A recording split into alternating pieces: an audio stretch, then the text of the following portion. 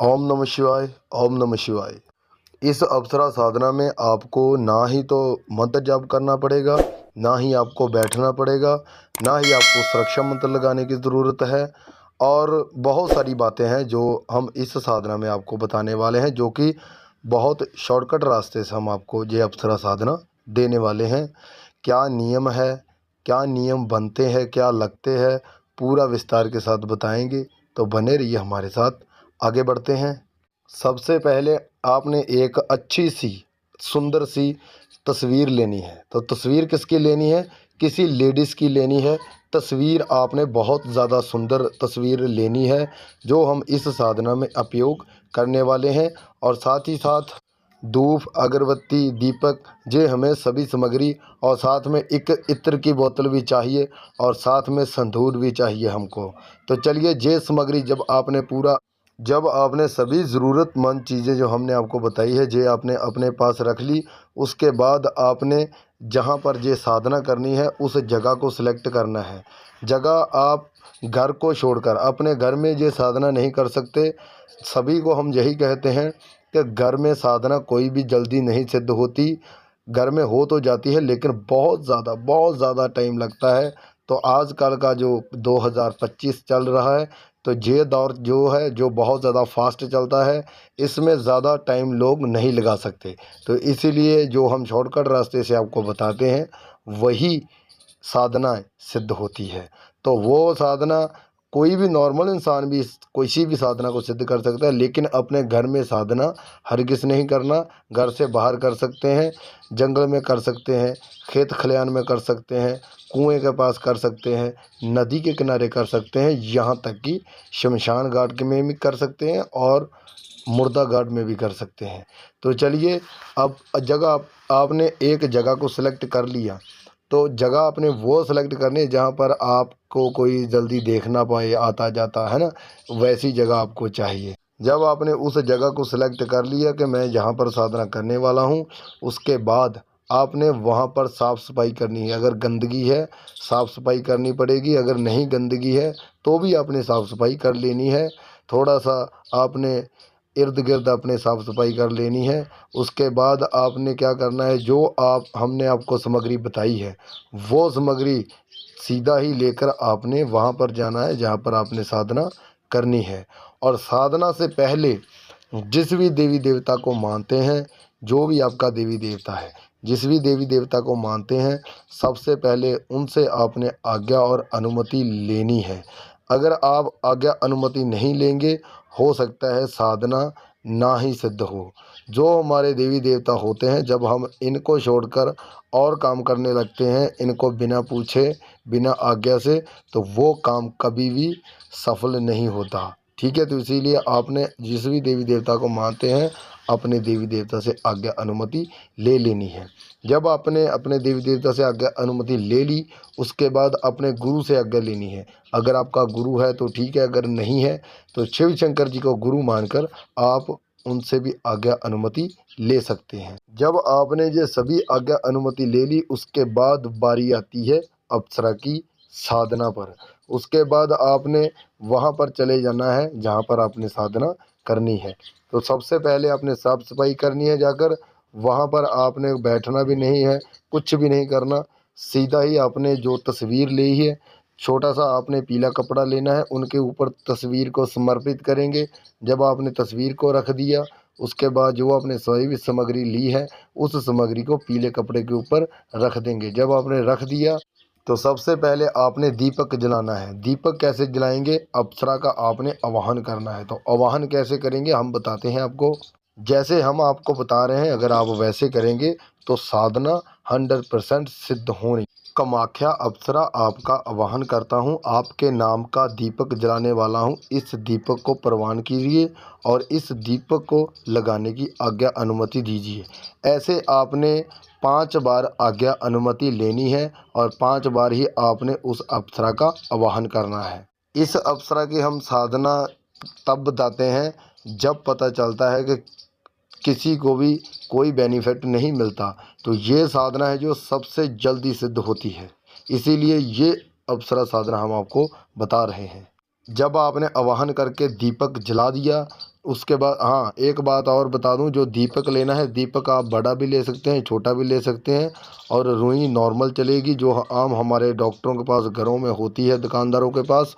और उसके बाद जो तेल है उसमें सरसों का ही डलेगा। जब आपने आवाहन कर दिया, उसके बाद आपने क्या करना है, जो संदूर की डिब्बी है, उस संदूर की डिब्बी को लेंगे और जो अप्सरा है उनके तिलक कर देंगे, तिलक लगाएंगे। जब आपने तिलक लगा दिया, उसके बाद आपने इत्र लेना है, जो आपने इत्र रखा है उस इत्र को लेना है। जो संदूर है, जब आपने अप्सरा की फ़ोटो पर तिलक लगा दिया, उसके बाद अपने माथे पर भी तिलक लगा लेंगे। उसके बाद आपने इत्र को लेना है, इत्र को आपने अप्सरा की तस्वीर के ऊपर छिड़काव कर देना है और उसके बाद अपने ऊपर छिड़काव कर देना है और अपने आसपास भी आपने इत्र का छिड़काव कर देना है। और इत्र आपने अच्छी क्वालिटी का लेना है, जिसकी स्मेल बहुत ज़्यादा अच्छी हो। जब आपने इत्र का काम कर दिया, उसके बाद आपने धूप लेना है। धूप ले सकते हैं, अगरबत्ती ले सकते हैं, वो आपके ऊपर है। अगर हमारी मानो तो धूप ही लीजिए, धूप है वो ज़्यादा टाइम तक चलता है। उसके बाद आपने धूप धूप को जला देना है। जब आपने धूप जला दिया तो 7 बार आपने उनके ऊपर से क्लोज वाइज उसको घुमाएंगे, 7 बार घुमाएंगे। उस धूप को आपने 7 बार घुमाना है इर्द गिर्द, ठीक है, तस्वीर के। उसके बाद आपने धूप को रख देना है।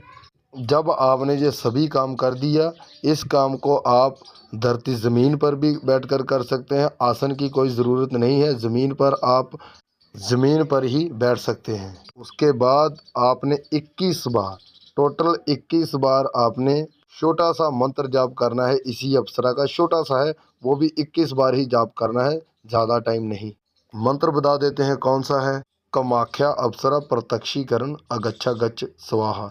कमाख्या अप्सरा प्रत्यक्षीकरण अगच्छा गच्छ स्वाहा। कमाख्या अप्सरा प्रत्यक्षीकरण अगच्छा गच्छ स्वाहा। ऐसे आपने मंत्र जाप करना है, जैसे हमने आपको बता दिया है, और 21 बार करना है। जब आपने 21 बार मंत्र जाप कर लिया, उसके बाद उठेंगे और सीधा अपने घर में चले जाएंगे। घर में जाने से पहले आपने यही कहना है, जब आप साधना करके घर में आने लगेंगे तो घर से आने से पहले आपने इजाज़त लेनी है, कामाख्या अप्सरा अब हमें जाने की इजाज़त दीजिए।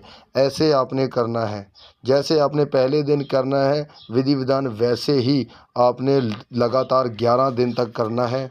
अब बता देते हैं कि इस साधना को स्टार्ट किस दिन करेंगे। इस साधना को आपने एतवार के रात्रि काल को साधना को स्टार्ट करना है, यानी कि रविवार को आपने साधना को स्टार्ट कर देना है। आज रविवार है और आज की रात्रि काल को आपने 11 बजे से लेकर 12 बजे के बीच बीच 1 घंटे के अंदर ये सभी कार्य कर देना है। साधना करने का भी टाइम होता है, जो टाइम हमने आपको बता दिया है। साधना स्टार्ट करने से पहले, सबसे पहले साधना को स्टार्ट करने से पहले आपने संकल्प लेना है शिव शंकर जी के आगे जाकर, हाथ में गंगा जल लेकर। हमारे चैनल पर एक ऐसी वीडियो है जिसके बारे में हमने संकल्प के ऊपर वीडियो बनाया है, वहां पर जाकर आप देख सकते हैं संकल्प कैसे लेते हैं।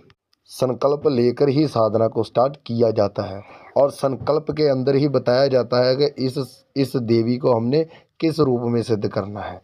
तो आपने माता के रूप में ही इस अप्सरा को बुलाना है और किसी रूप में मत बुलाना। जब आपका आखिरी दिन होगा तो आपने एक नई माला रुद्राक्ष की लेकर उस माला को आपने पवित्र कर कर गंगा जल के साथ रख लेना है। जब आपका 11वां दिन होगा, उस दिन अप्सरा आपके सामने आकर खड़ी हो जाएगी, हाजिर हो जाएगी और 20-25 मिनट तक ही आपके पास रुकेगी, ज़्यादा टाइम वो नहीं रुकती। तो इसी टाइम के अंदर ही आपने वचन लेने हैं, इसी टाइम के अंदर ही आपने जो माला रखी है अप्सरा के गले में धारण कर देनी है। सबसे पहले हम ये बता दें कि आप अप्सरा का रूप देखकर उनके वश में मत हो जाना। अप्सरा को तो देखकर बड़े बड़े ऋषि मुनि भी फिसल चुके थे, उनके वश में हो चुके थे, और आप ऐसा मत करना। इस अप्सरा को हमने देवी के रूप में सिद्ध करना है। जब आपके सामने आती है, जो ये सुंदर बहुत ज़्यादा होती है, इनको देखकर आपने अपने मन में गंदे विचार नहीं लाने, ठीक है। वो इसीलिए कि हमने इस अप्सरा को देवी के रूप में सिद्ध किया है। तो देवी माँ होती है और माँ ही देवी होती है, समझे। जब अप्सरा आपके सामने हाजिर हो जाती है तो आपने क्या करना है, अप्सरा आपको कुछ नहीं कहेगी, कुछ नहीं बुलाएगी, नहीं आकर आपको। जो आपने माला ली है आपने सीधा ही उनके गले में धारण कर देना है। उसके बाद ही वो आपसे वार्तालाप करेगी और जो आपको पूछेगी वो आपने आपको सही सही बता देना है। और जो भी बताना है जन कल्याण के लिए ही बताना है, आपने अपने अपने काम के लिए नहीं बताना। उसके बाद आपने क्या करना है, जल्दी से वचन ले लेने हैं कि हमें वचन दीजिए। 3 ही वचन आपने देने हैं, 3 ही वचन आपने लेने हैं। जे हम आपको हर वीडियो में बताते हैं। अब नियम की बात कर लेते हैं कि नियम कौन कौन से हैं। जो कपड़े आपने पहले दिन साधना में डाले हैं वही कपड़े लगातार 11 दिन तक आपने वही डालने हैं और कोई कपड़ा डालकर साधना में नहीं आना। सबसे पहले नियम यही है कि मीट मछली अंडा आप बिल्कुल नहीं खाएंगे। दारू पीकर हरगिज नहीं साधना करेंगे, ये हमारी तरफ से सख्त मनाही है आपको। अगर किसी भी मेरी बहन भाई को किसी भी बात का नहीं पता चलता तो वो हमें कमेंट सेक्शन में मैसेज करके पूछ सकते हैं। तो लाइक शेयर सब्सक्राइब करना मत भूलिए, बाद में आप भूल जाते हो तो प्लीज़ अभी कीजिए। अब हमें इजाज़त दीजिए। ओम नमः शिवाय, वंदे मातरम।